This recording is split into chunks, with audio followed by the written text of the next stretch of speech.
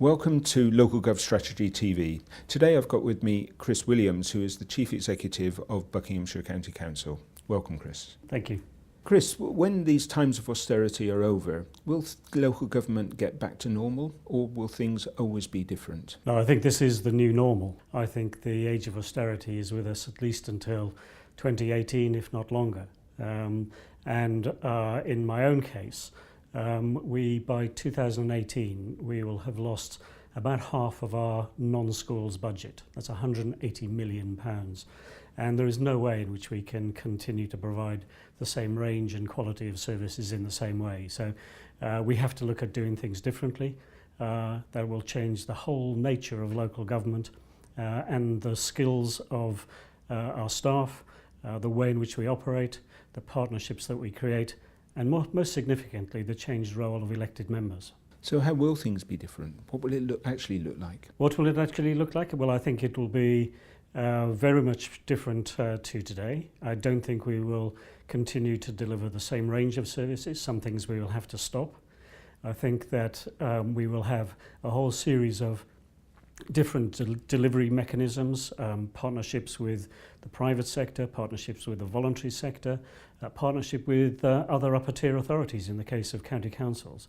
Already I have partnership arrangements with Oxfordshire County Council and my Children's Services Commission services on behalf of a whole range of other upper tier authorities. So I think that's going to be a big change. And with the changes that national government are making in some of the main policy areas, for example, schools, police and health, my big question is who is going to hold those people to account on behalf of the public. So I think there's going to be a growing role for elected members in terms of their scrutiny function. But the biggest change is no matter what we do to the way in which we deliver our internal services, we can streamline them as much as possible. But we're going to be swamped by just the changes in demographic growth and the rise in public expectations. So for me, the future of local government on a technical side is much more about demand management, about keeping people out of council services and encouraging them to look after themselves or to look to the voluntary sector or community groups. It sounds as if, from what you were saying earlier, that some services won't be there at all for people, so you're going to have to keep people out of some services and some services will go. So will there be much left at all for people? Well, I think we'll still have two principal functions. One is that as a provider of last resort, we will have to continue to provide for the most vulnerable members of society, so the very elderly, the frail, and young children who are in need of support in terms of safeguarding. At the other end, we have to meet the public's most pressing concerns, which in the case of Buckinghamshire are potholes and highway maintenance and crime and the fear of crime. So I think the local government services are going to be polarised into those care services for the most vulnerable and those most popular universal services that the majority of council taxpayers are going to demand from us.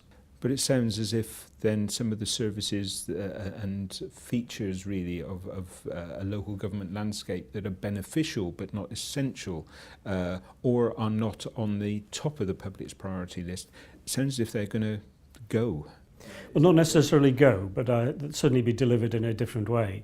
As far as Bucks is concerned, we're already well into transferring many of our functions into community services or to trusts or mutuals, a whole different range of things. So, for example, we've already now transferred 16 of our smaller community libraries to community groups to run.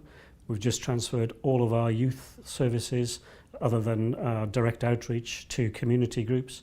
We've got 2 of our day centres for the elderly and those with learning disabilities being run by voluntary and community group consortia. And we're looking at a whole range of things, including children's centres, which we're likely to outsource to the voluntary sector or the third sector. So is this the big society in action? It's very much the big society in action, and I like to think that we were doing it long before this government actually coined the phrase big society. some people would say that's abrogating responsibility for some of the things that local government has traditionally been responsible for delivering. I don't think it is. I mean, we're still ensuring that the services are there. It's just that they will be delivered in a very different way.